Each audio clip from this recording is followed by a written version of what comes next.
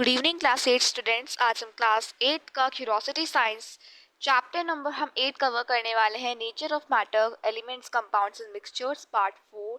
आज हम इस टॉपिक में कवर करने वाले हैं कंपाउंड्स। स्टार्ट करते हैं कंपाउंड्स के टॉपिक से। तो मैं आपको समरी दे देती हूँ। देखो, हमने एलिमेंट्स पढ़ा था। एलिमेंट्स क्या होता है? जिसके अंदर वन टाइप का ही एटम होता है, उसमें एक ही काइंड का एटम होता है एंड वो सब्सटेंस फर्दरली ब्रोकन नहीं हो सकता थ्रू केमिकल रिएक्शंस ऑल्सो, उसको हम एलिमेंट्स कहते हैं। ठीक है। उसके बाद हमने क्या पढ़ा था? मिक्सचर्स पढ़े थे। मिक्सचर्स आपका क्या होता है? जैसे कि आप किसी भी टाइप के कंपाउंड्स एलिमेंट्स को मिक्स कर सकते हो और वो जो आपका सब्सटेंस है उसके अंदर आप जिसके कंपोनेंट्स है सब्सटेंस के, उनको आप डिस्टिंग्विश कर सकते हो based on their two types, uniform mixtures and non uniform mixtures. Example हम लेते हैं पोहा। पोहा के अंदर हम उसके राइस डालते हैं, पीनट्स डालते हैं, हम चिलीज डालते हैं वगैरह, जो हम स्पाइसेस भी डालते हैं, हम उनको डिस्टिंग्विश कर सकते हैं बिकॉज वो अपने कैरेक्टरिस्टिक्स को शो करते हैं। ठीक है, अपने कैरेक्टरिस्टिक्स को वो शो करते हैं। मिक्सचर्स देखो, याद रखना, मिक्सचर्स कभी भी केमिकली रिएक्शन नहीं करते हैं, तो हम उसको डिस्टिंग्विश कर सकते हैं। तो जो पोहा हुआ वो हमारा कैसा हुआ? कौन सा मिक्सचर हुआ? Non mixture. ठीक है, नॉन यूनिफॉर्म मिक्सचर। ठीक है।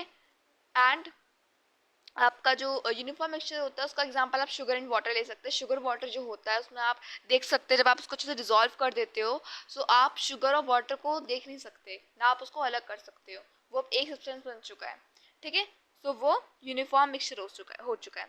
तो हमने एलिमेंट्स मिक्सचर्स पढ़ लिए थे। अब हम कवर करने वाले हैं कंपाउंड्स क्या होते हैं। तो उसको आपको समरी दे देती हूँ। कंपाउंड्स बेसिकली, जैसे एलिमेंट्स में एक काइंड का एटम हुआ करता था, कंपाउंड्स में आपका बेसिकली क्या होता है? 2 और 3 टाइप्स के एलिमेंट्स होते हैं जिसको हम कंपाउंड कहते हैं। ठीक है। एग्जांपल आप देख सकते हैं पिक्चर में, हाइड्रोजन है कंपाउंड है, ऑक्सीजन कंपाउंड है। ठीक है। सो ये सभी मिलकर क्या बनाते हैं? हाइड्रोजन ऑक्सीजन क्या बनाता है? वाटर बनाता है, H2O। ठीक है। तो ये H2O का क्या हुआ? हमारा कंपाउंड हुआ। ठीक है, ये छोटी सी समरी थी। अब स्टार्ट करते हैं, एनसीईआरटी से पढ़ते हैं व्हाट इज कंपाउंड।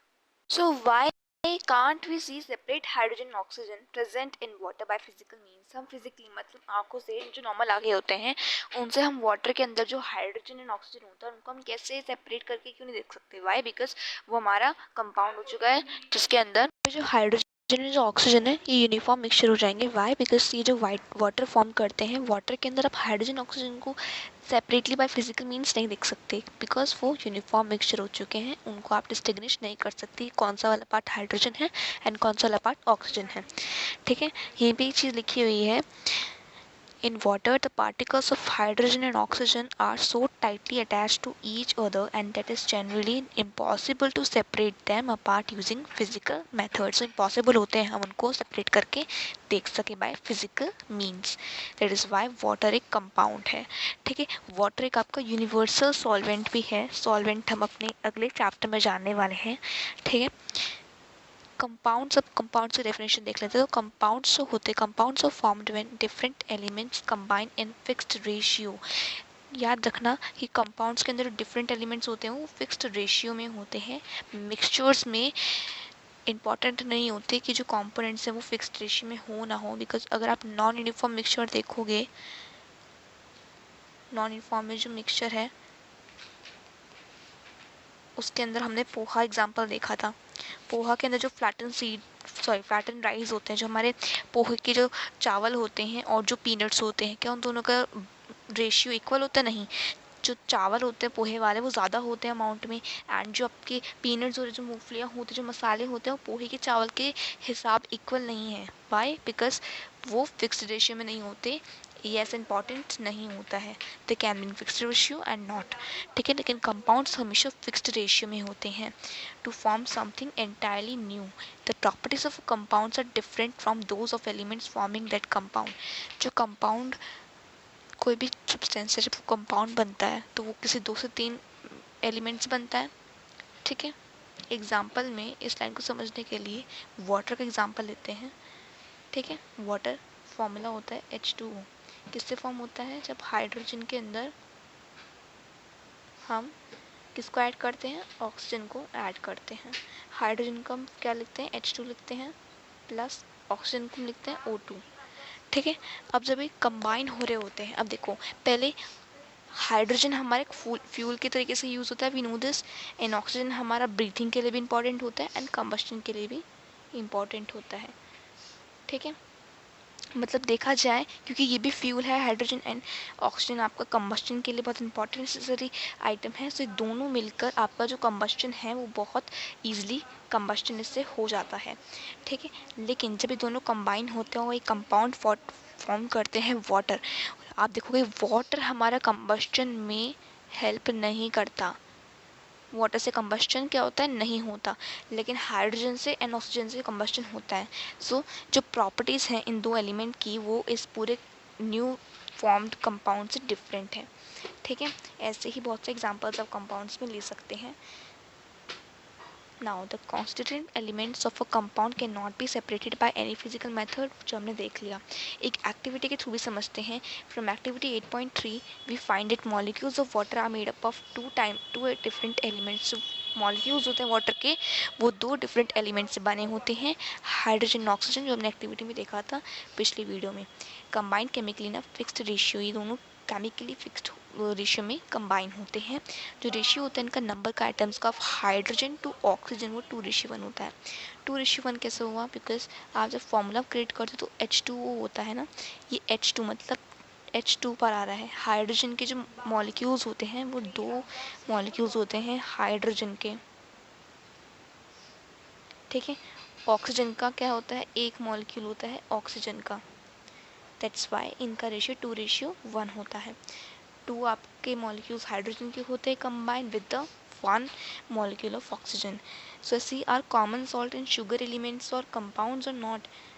तो जो कॉमन सॉल्ट है और जो शुगर के एलिमेंट्स हैं क्या ये कंपाउंड्स हैं, तो फाइंड आउट करते हैं।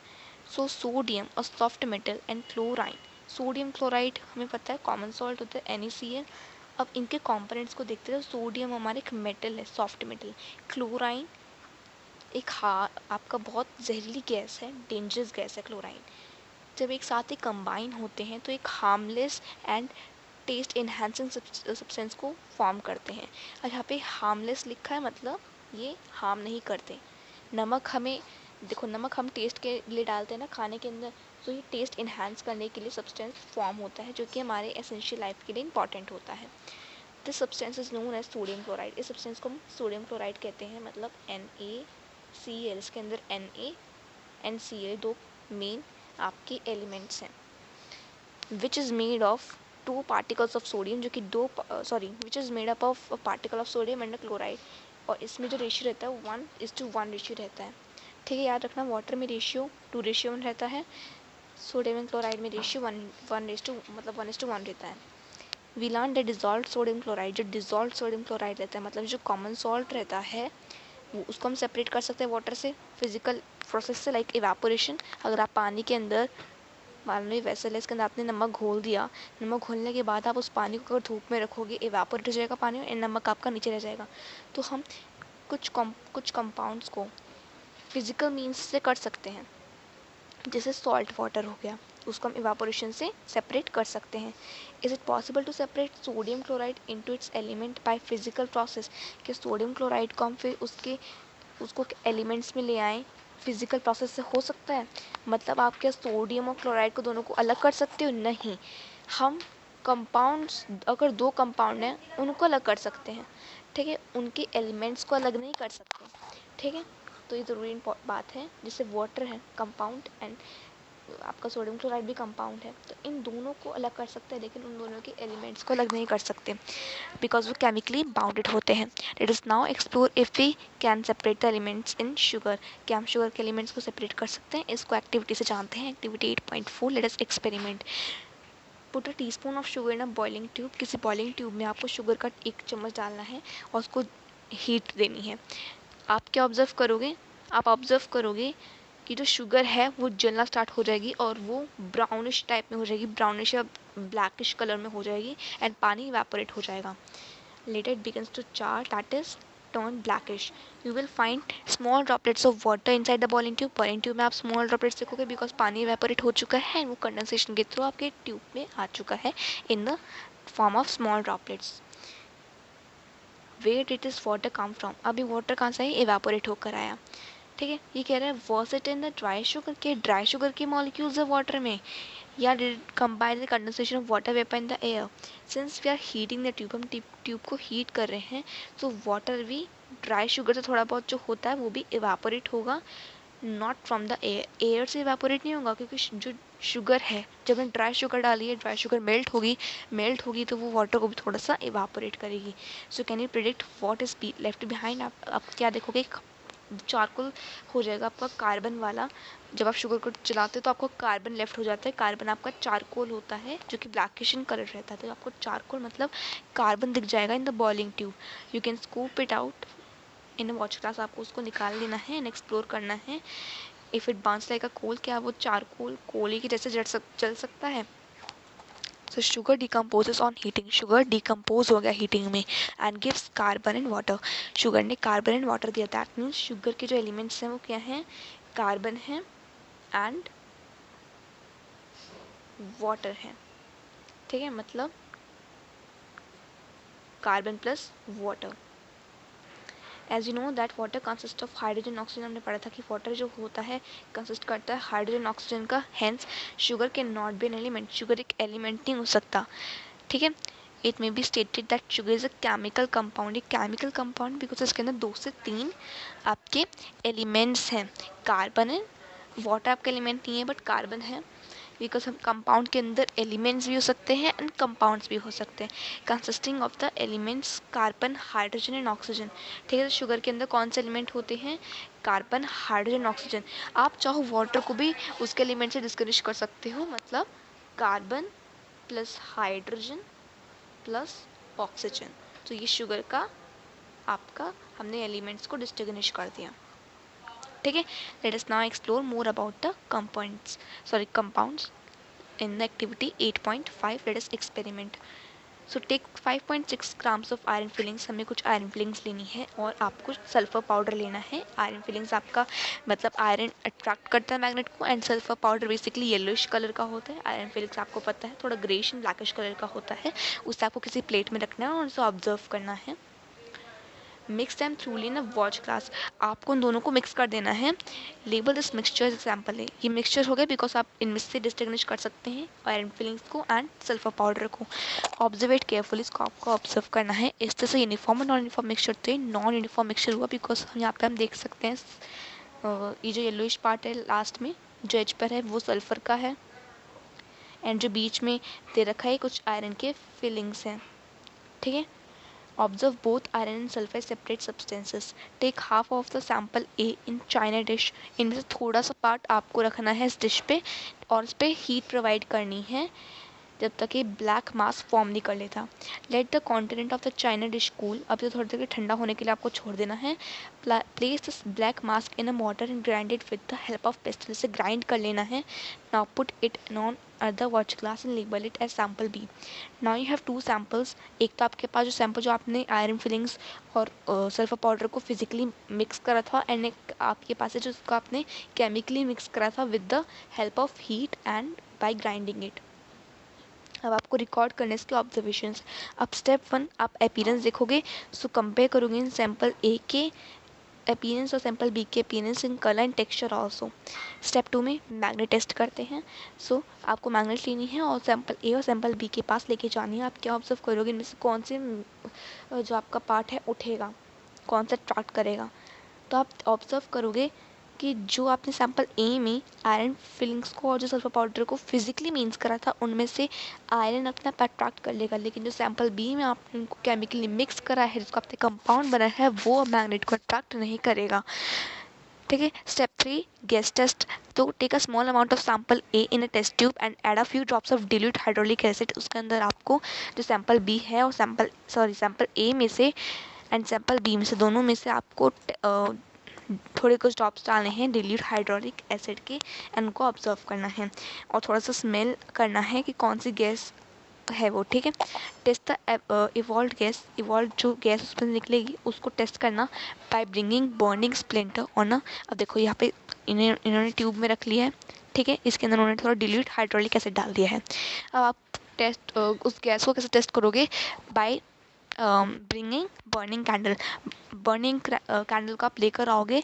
जब आप दोनों टेस्ट ट्यूब के पास चेक करोगे ना, सो एक टेस्ट ट्यूब के अंदर जब आप बर्निंग कैंडल लेकर आओगे तो उसमें से पॉप साउंड सुनाई देगी, पॉप साउंड सुनाई देगी। जिसमें पॉप साउंड आपको सुनाई देगी वो हाइड्रोजन गैस होगी। एंड जिसमें ज़्यादा तेज़ ब्राइट फ्लो करेगी, सॉरी ग्लो करेगी, वो ऑक्सीजन की प्रेशंस दिखाएगी। ऑक्सीजन की प्रेशंस को दिखाएगी बिकॉज कंबस्शन ऑक्सीजन के थ्रू होता है एंड हाइड्रोजन से पॉप साउंड आपको सुनाई दे जाएगा। So what do you observe, repeat the above steps with the sample B also. यहाँ पे आपको टेबल दे रखी है, इसमें आपको नोट करना है। Some discussion points: do the sample A and B look the same? Which sample exhibits the magnetic properties? Can we separate the components of sample A and B? On adding dilute hydrochloric acid, do gases evolve in both sample A and B? In both the cases, do the gas smell the different or same? Also categorize the substance used in this activity into mixtures, compounds and elements. Sample A के बारे में समझते हैं और उसके बाद sample B के बारे में समझते हैं। सो सैम्पल ए के अंदर हमने मिक्सचर बनाया था 2 एलिमेंट्स का, आयरन सल्फर का। Its components retain their properties वो जब भी निभा रहे हैं। ब्लैक एंड येलोइश कलर का है। Particles can be seen because ये नॉन यूनिफॉर्म मिक्सचर हो गया। जब आप मैग्नेट ब्रिंग करोगे सैम्पल ए के अंदर तो आयरन फिलिंग्स है वो अट्रैक्टेड हो जाएगी towards the magnet, hence iron sulphur can be separated through your physical means. You might have observed that in sample A, iron in the mixture reacts with the dilute hydraulic acid to form iron chloride. Iron chloride form हुआ जिससे hydrogen gas भी form हुई and एक gas colourless होगी, smell भी नहीं होगी, लेकिन जब आप पॉप बर्निंग कैंडल लेकर आओगे पॉप साउंड आपको सुनाई देगी। ये reaction iron plus dilute hydraulic acid, iron chloride and hydrogen gas को फॉर्म करेगी। तो कुछ इस टाइप में रिएक्शन हम लिखेंगे, इंपॉर्टेंट रिएक्शन है। सो यहाँ पे ये इंपॉर्टेंट फॉर्मूला हो जाएगा, iron plus dilute hydrochloric acid is equal to iron chloride plus hydrogen gas. इसके साथ हाइड्रोजन गैस आपके बाय प्रोडक्ट में भी निकलती है। Sulphur on the other hand is left as a yellow solid at the bottom of the test tube. Sulphur जो आपका है, ठीक है, ये आपका येलो कलर का होता है, ये टेस्ट ट्यूब में वाकई बच जाएगा, जो कि शो करता है कि सल्फर आपका हाइड्रोक्लोरिक एसिड से रिएक्ट नहीं करता। ठीक है, सैंपल बी के बारे में बात करते हैं तो सैंपल बी में जो ब्लैक मास्क जो हमने ऑब्टेन करा है इन सैंपल बी इस आयरन सल्फाइड, हमारा आयरन सल्फाइड है जो इन दोनों का पूरा प्रोडक्ट है। ठीक है, we observe that the texture and the colour are the same throughout. जो टेक्सचर जो कलर होगा वो सेम होगा। It is formed by heating of the 2 elements, मतलब केमिकली मिक्स हुए हैं ये 2 elements iron and sulphur, and it is not attracted by magnet. ये मैग्नेट से अट्रैक्ट नहीं होगा, वाई, बिकॉज ये केमिकली अब आपके मिक्स हुए हैं, सो इनकी जो प्रॉपर्टीज हैं वो खत्म हो गई होंगी। The new substance has completely different, ये न्यू सब्सटेंस डिफरेंट होगा उनके एलिमेंट की प्रॉपर्टीज से, as you studied in compounds. And iron and sulphur can no longer be separated. और इसमें केमिकली मिक्सचर में आपका कभी भी आयरन सल्फर सेपरेट नहीं हो सकता बिकॉज वो केमिकली मिक्स हो चुका है। Hence we can say that a compound has been formed, the compound formed हो चुका है। So can you explain now why the magnet has no effect in sample B. Sample B में magnet क्यों नहीं attract कर पाया? Because iron के अंदर जो प्रॉपर्टी वो अट्रैक्टिंग वाली वो खत्म हो गई through chemically reaction. Also, sample B, iron sulfide reacts with a dilute hydrochloric acid to form iron chloride and hydrogen with sulfide gas. So, iron sulfide जब dilute hydrochloric acid से आपका mix करेगा तो वो iron chloride and hydrogen gas sulphide वाली form करेगा। The gas is colourless, जो gas होगी वो कलरलेस होगी एंड उसका जो स्मेल होगा वो एक रॉटन एग के लाइक के ऑर्डर में होगा। सो रिएक्शन को हम कुछ इस टाइप में लिख सकते हैं। सैंपल बी वाले रिएक्शन को हम लिखेंगे iron sulphide plus dilute hydrochloric acid forms iron chloride plus hydrogen sulphide. ठीक है, नेक्स्ट टॉपिक में मूव होते हैं। अब हम न्यू टॉपिक से स्टार्ट करते हैं 8.4 how do we use elements compounds and mixtures. हम एलिमेंट्स कंपाउंड्स एंड मिक्सचर्स को यूज़ कैसे करते हैं, ठीक है, एंड ये हमारा सेकेंड लास्ट टॉपिक है। स्टार्ट करते हैं इस टॉपिक को। So elements compounds and mixtures are all around us. इतना हमने जान लिया कि एलिमेंट्स कंपाउंड मिक्सचर्स तो हमारे पूरे सराउंडिंग में फैले हुए हैं। द एयर ब्रीथ ऑक्सीजन, ठीक है, ये और जो मिक्सचर है गैसेस का, ऑक्सीजन, नाइट्रोजन, कार्बन डाइऑक्साइड, सब कुछ, ठीक है। Water which is essential for life is a compound, water compound है। ऑक्सीजन जो ब्रीथ करता है वो एलिमेंट है एंड इन्हीं सभी ऑक्सीजन, कार्बन डाइऑक्साइड वगैरह सभी गैसेस को मिला के जो एयर बनती है वो मिक्सचर है, ठीक है। सो वाटर हमारा एक कंपाउंड है जो कि एलिमेंट से बना हुआ है, हाइड्रोजन ऑक्सीजन। एलिमेंट्स जैसे आयरन, एल्यूमिनियम, इन सभी को हम यूज़ करते हैं ब्रिजेस को फॉर्म करने के लिए, बिल्डिंग्स, व्हीकल्स, इवन हम यूटेंसिल्स को भी बनाने के लिए यूज़ करते हैं। Understanding these concept is not just about recognizing what surrounds us, it is also the key to innovate. For instance, chemistry studies how elements combine to create compounds, enabling them to invent life-saving medicines and vaccines to fight diseases. So chemistry हमारी study होती है कैसे elements हमें help करते हैं उससे compounds create करने के लिए एंड अपनी लाइफ को मेडिसिन के थ्रू सेव करने के लिए, एंड जो वैक्सीन क्रिएट करते हैं so that we can fight from diseases. And हमारी नॉलेज है जो हमें हेल्प करती है in the creation of fertilizers, thereby enhancing crop production that feeds the ever increasing human population globally. Engineers and material scientists rely on their understanding of compounds and mixtures to design materials with the unique properties. जो engineers होते हैं, जो material scientists होते हैं, सभी हमारे compounds और mixtures पे ही dependent होते हैं to design a material with unique properties. For example, they have developed alloys with stainless steels. इससे alloys में example stainless steel आ जाता है, जो कि iron, कार्बन, निकल, ठीक है, क्रोमियम, इन सभी चीज़ें बना हुआ है। स्टेनलेस स्टील जो कि स्ट्रॉन्गर होता है और ड्यूरेबल भी रहता है, और प्योर आयरन भी होता है। Wood, steel and concrete which are used as building material are all mixtures. You learned that various metals are obtained from minerals. हमने सीखा है कि बहुत सारे metals minerals से obtain होते हैं. Let us learn about these minerals. अब हम minerals के बारे में पढ़ते हैं in the step further. An example of a wonder material developed by a material scientist is graphene aerogel. Graphene aerogel बहुत आपका यूनिक मटेरियल है जिसको साइंटिस्ट जो मटेरियल साइंटिस्ट होते हैं उन्होंने डेवलप करा है। ये आपका कार्बन से बना हुआ है और सबसे लाइटेस्ट मटेरियल है हमारे अर्थ में। इसका वेट बहुत कम है। It is so light that even grass can hold it. Grass भी इसे होल्ड कर सकती है, आप इमेज में देख सकते हैं। इसे हम कहते हैं graphene aerogel.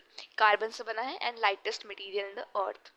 It is highly porous, ये हाईली पोरस दैट्स वाई इसके अंदर गैस पास करके जाती है एंड इसका हाई एब्जॉर्बिटी कैपेसिटी भी रहता है, और इसी रीज़न से ये आपका एनवायरमेंटल में क्लीनर भी की तरीके से काम करता है। For example to clean up oil spills in both seas and lands also.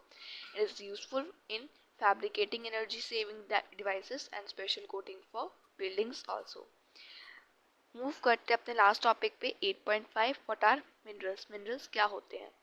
So most rocks are a mixture of minerals. बहुत सारे रॉक्स होती हैं वो मिनरल्स का मिक्सचर होती हैं which can be viewed with the eyes और by using magnifying glass और a microscope. Some of the minerals are called native minerals. इनमें से कुछ मिनरल्स को नेटिव मिनरल्स कहते हैं जो कि प्योर एलिमेंट्स होते हैं एंड कंपाउंड्स नहीं होते। These can be metals. ये मेटल्स हो सकता है जैसे गोल्ड, सिल्वर, कॉपर एक्सेट्रा, और नॉन मेटल्स में सल्फर, कार्बन एक्सेट्रा।